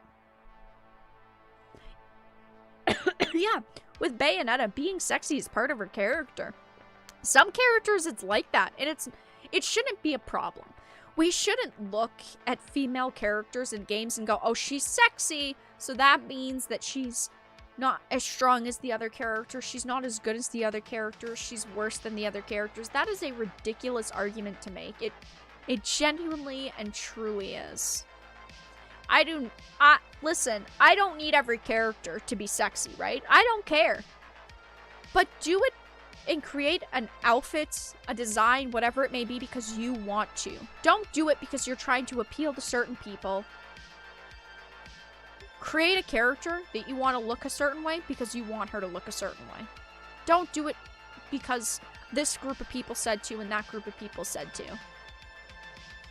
Are you planning on playing it? Yes. At this current point in time, I am planning on streaming Horizon Forbidden West because I did live stream the first one.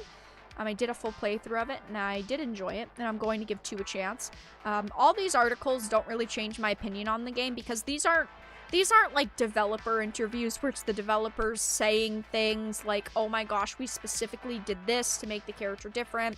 It's just an opinion piece done by journalists, so it really doesn't affect my decision at all. I mean, if a developer came out and basically said, fuck you for wanting a character to look attractive, insulted people, then my opinion would be very different. But it doesn't.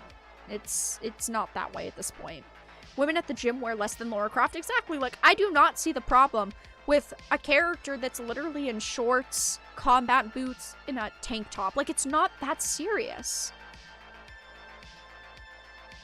Whenever I play games now, I play them on the newest version possible, whether that's for my PlayStation 5, my Series X, or PC.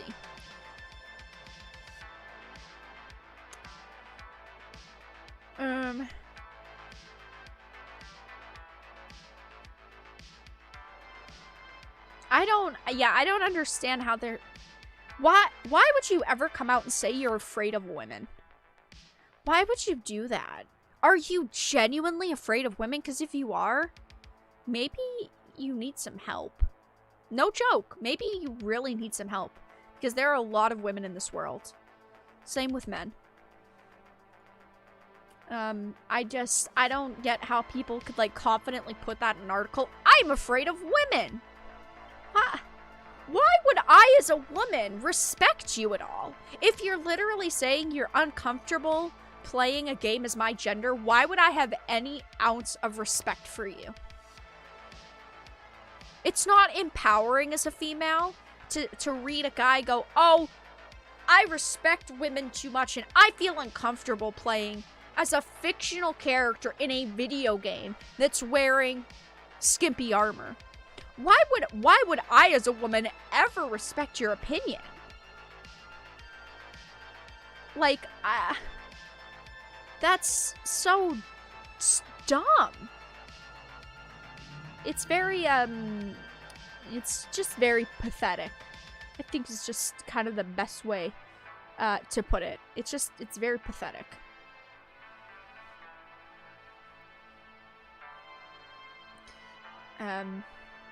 I thought Aloy looked fine in the first game.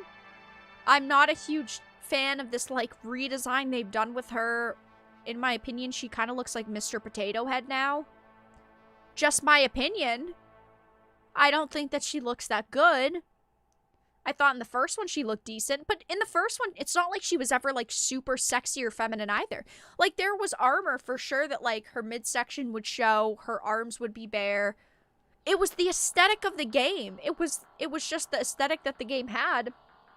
And you didn't see me complaining about it because I clearly could tell the direction they were going in. And I respected that.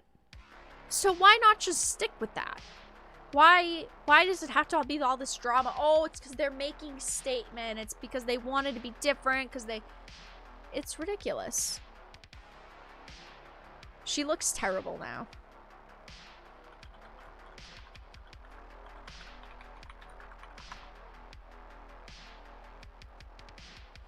She looks terrible now. Like, what is that? Who came up with this idea? Like, at least with this face, like, she had more of a facial structure. Like, people's facial structures don't completely change. Like this drastically. Like the pretty one that someone had photoshopped and edited like a year ago. I don't agree with that one either. This one, I'm 100% honest. I do not agree with this either. She looks way too, like, 2021. Like, she's wearing makeup, her eyebrows are done, her teeth look great, she's got makeup on. I don't agree with that design. That's my opinion. I do not think she should look like that. But I also don't think that she should look the way that she does on the left, and I feel like she should look more similar to the way that she did in the original game. Not every character has to be some bombshell beauty, but at the same time, when you have a design you went for in one, you have to continue that character design. You can't just, like, it's not like we're going from a PlayStation 1 looking game to a PlayStation 5 looking game here, where you have to completely redesign the character. You could keep the same design that you had in the first game. And yeah, age her up a little bit, but that doesn't mean completely ballooning her face and her body proportions. I disagree. I don't think it's just weight to her face. I also think it's the facial structure. Like, her jawline looks completely different. Like, her nose looks completely different. I get that they were trying to make her look like she gained, like, a little more weight, but at the same time, I think they changed too much. They changed too much with the way that she looked. What did she look like originally again? Aloy, Horizon, Zero Dawn. So this is what she looked like in the original game, and versus what she looks like now. Like, those are two completely different characters.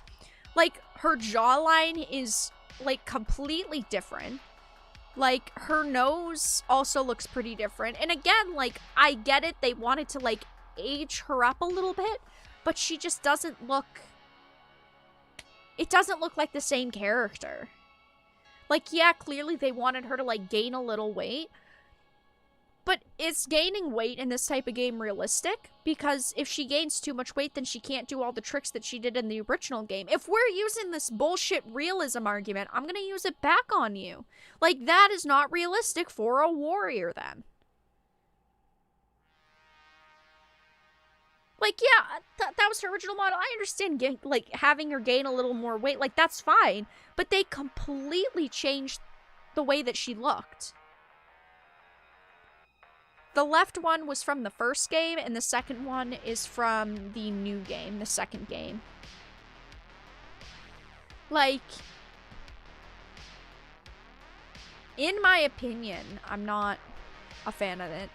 Again, I don't expect every character to look like some bombshell beauty, like the edits that were put online last year, or at the beginning of this year. I don't agree with. I don't think that she should have makeup and look like a bombshell beauty. But she's a warrior, therefore her body type has to be a certain way. If we're gonna claim realism. Otherwise, don't fucking claim realism. It's like you can have it one way, you can't have it both ways.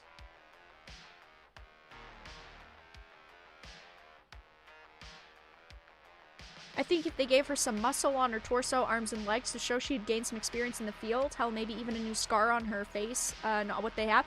Yeah, I agree. I think that there are ways to make a character look a bit more aged up, but they didn't, like, add any wrinkles to her face. They didn't add any facial scars. They didn't add any, like, tribal tattoos or anything. They didn't do anything to Aloy's face that makes her look aged up. They just made her fatter. They didn't give her muscle. They didn't, like, add anything to her face that would indicate age. Wrinkles, scars, tattoos, whatever it may be. They literally just made her look like fucking Alvin from the Chipmunks.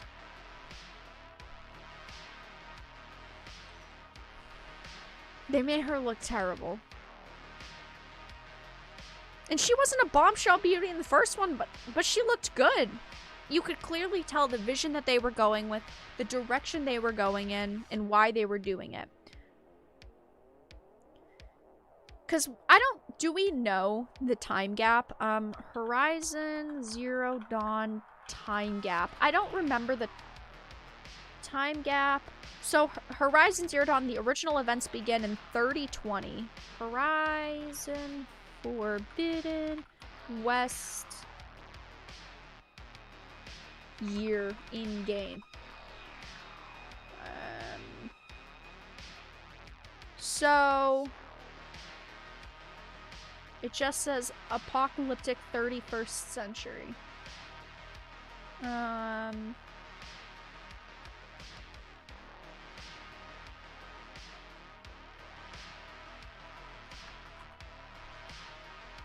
Yeah, it doesn't say what year specifically it's supposed to be set in, but I mean, we can't be talking about a huge time gap, an age gap, because there are like different like creatures now. So obviously there's a little bit of a gap.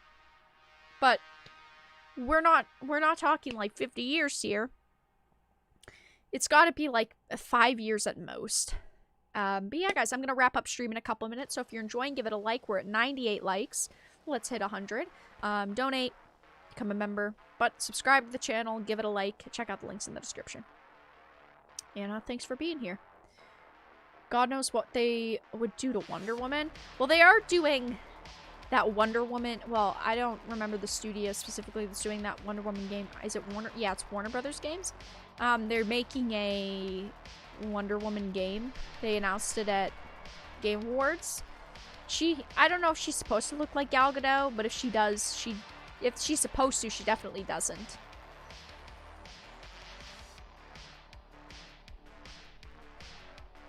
Honestly, in this world of crazed cultists and rampaging animal robots, it would be better if Aloy lost the fat and gained some muscle. Yeah, like, we haven't seen a lot of the game. We haven't seen a lot of the outfits or customizations or anything. But it seems like they did a lot to make her... I feel like the gain weight is supposed to indicate age, but it's not like she was young in the first game. Because in the first game, you see her as a child when she's like 6 or 7, and then you see her years and years and years later. And this is clearly, there's got to be a couple years gap. Maybe like 5 years at most. But she's a warrior. It's not like she's not doing anything here. She's a warrior. Monolith Games, gotcha. Make her look hot for Abby? Oh, brother. Abby, why'd you have to bring that individual up? Last of Us, huh, guys? Don't you guys love The Last of Us? I know it's everyone's favorite game. Can't wait to play Last of Us 3, 4, and 5. Last of Us 3. What? What? What?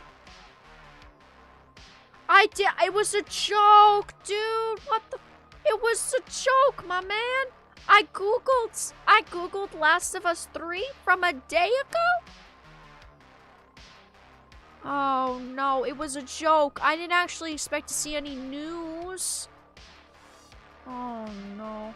I'm sorry, guys. I'm never opening Google again. Oh, great. How they could become allies? No. A romance? No. I am not here for it. A romance? We are not even having that discussion. We are not. I am clicking off of this article. We are not doing that. I'm not reading Abby and Ellie fan fictions on stream. That is where I draw the line with topics, okay? I'll talk about a lot. That is the end of the line. I am not a fan fiction reader here. That's a no from me. Christopher donated $5.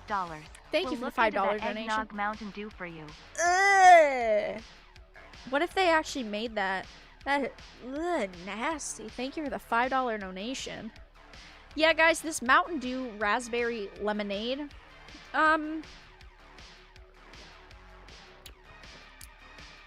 It's interesting.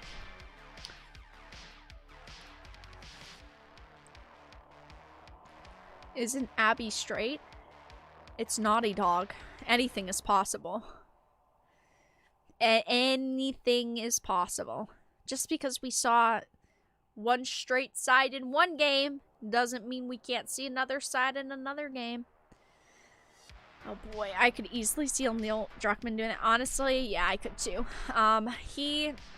He's he's the type that strikes me as doing anything that he thinks will be controversial because he knows that people are going to buy games with The Last of Us no matter what.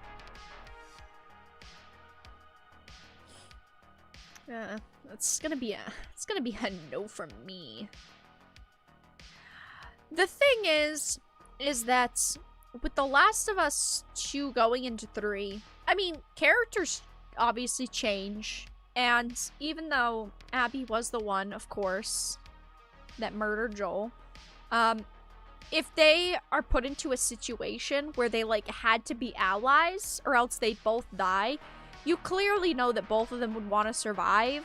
And then, of course, they grow that, like, relationship where, like, they start trusting each other, and then at the end, they bang. Like, that is Neil Druckmann's dream, honestly. And I came up with that writing in literally, like, 2 minutes of talking about this discussion.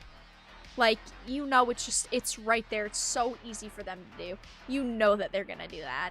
They're gonna do some fuckery with Last of Us 3. And it's so bad because The Last of Us 1 was a good game. Like, was it perfect? No. But it wasn't bad. And then Last of Us 2 came out, and that was just a disappointment.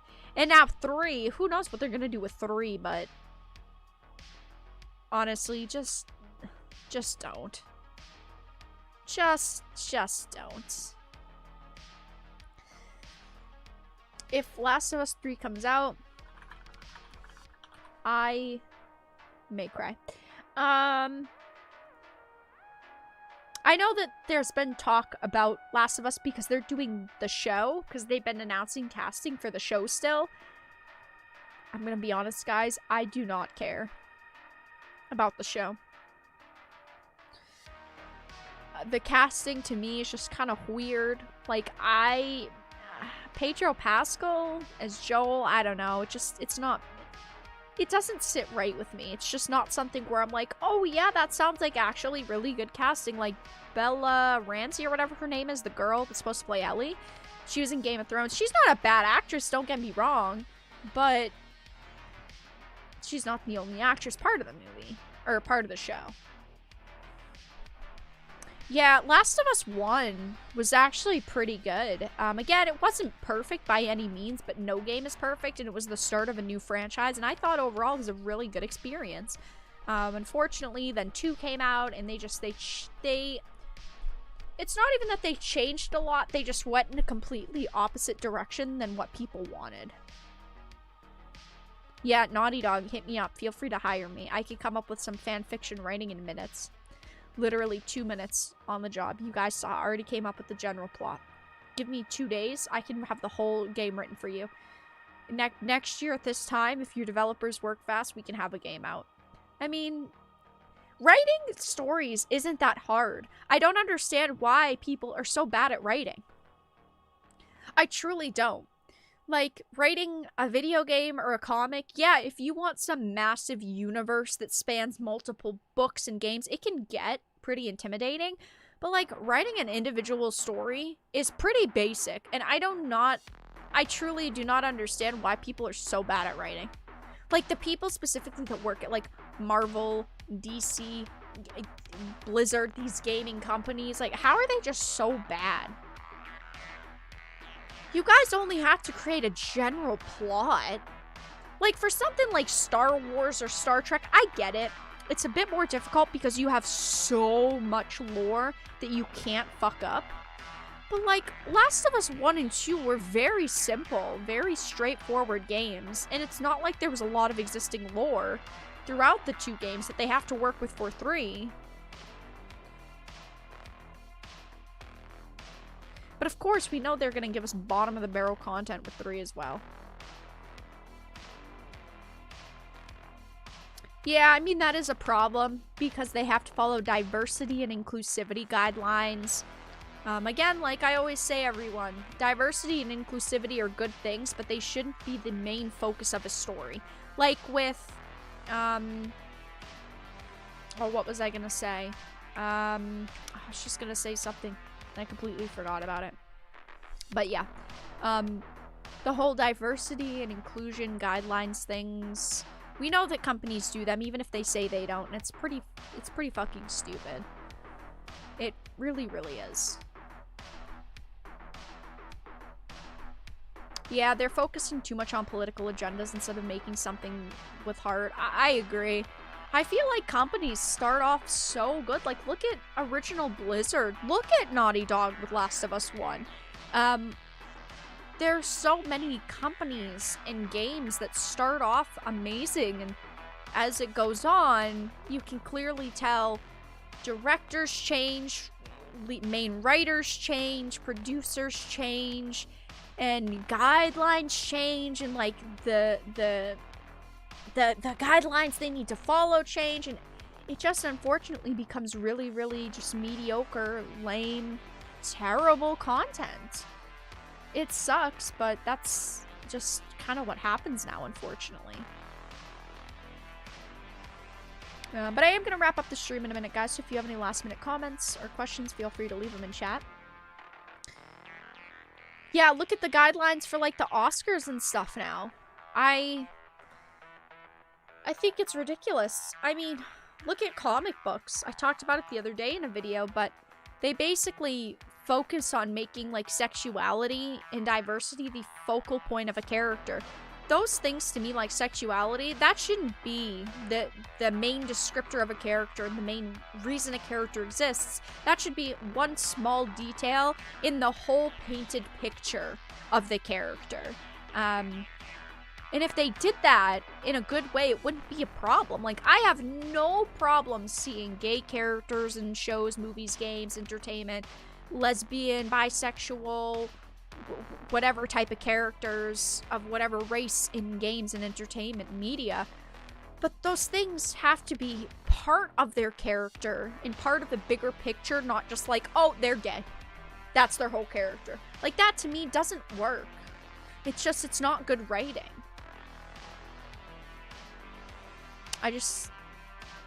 I think that there are some people out there who definitely try to do good and try to make good content. I'm not saying every single person makes terrible content, or is a failure, is awful, but at the same time, unfortunately, we have, 90% of the people in positions writing really, really mediocre and terrible content and not doing justice, and only 10% that actually does a good job, like game journalists. We've got 90% of the game journalists that are absolutely garbage, and then 10% of them that are really, really good at their jobs and are passionate and actually care. And unfortunately, their work kind of gets overshadowed because someone with a bigger following or bigger, better ideas gets the position and gets to write what they want, and then all that content is missed out. And then, of course, we see more politically driven bullshit be released. Unfortunately, it is the way that it is. I wish it wasn't that way, of course. But it's the way that these companies work. They do what they think is going to make them the most money. But unfortunately for them, what they're doing isn't making them money. And I think that it's time that they finally realize that what they're doing isn't making them the money that they want. All it's doing is it's not gaining them any followers, money, clicks, any attention. It's just losing them consumers and clicks and money and attention. But alright, you guys, I am gonna wrap up the live stream here. Thank you all so much for stopping by tonight. I do appreciate it. If you guys enjoyed the stream, make sure to give it a like. If you didn't, give it a dislike. Check out the links in the description. Follow me on social media, Twitter, Minds, BitChute, Odyssey. Please consider becoming a Dark Titan via Patreon for just $1 a month, or a supporter via YouTube memberships. Join our Discord server. We're very active there. And of course, I do tag you all when I go live in case YouTube doesn't notify you of the live streams. Tomorrow I will be posting the rest of my streaming schedule for the rest of the week, just because it is going to be New Year's. I am going to be doing my New Year's retro stream, of course, guys, on Friday. Tomorrow I will have a new video up on this Bloomberg opinion piece, video game industry struggles to shake sexist attitudes. As you guys know, I love to roast shitty game journalists, the hacks that are at Bloomberg's and Kotaku's. So I will have a video up on this tomorrow. If you guys didn't see my past few days worth of videos on like The Matrix, Spider-Man, also comic book shills attacking manga, feel free to go and check those out. But yeah, I'm gonna wrap up stream here. Thank you for the support tonight and hanging out, guys. And I'll see you all soon. Have a fantastic evening, everyone.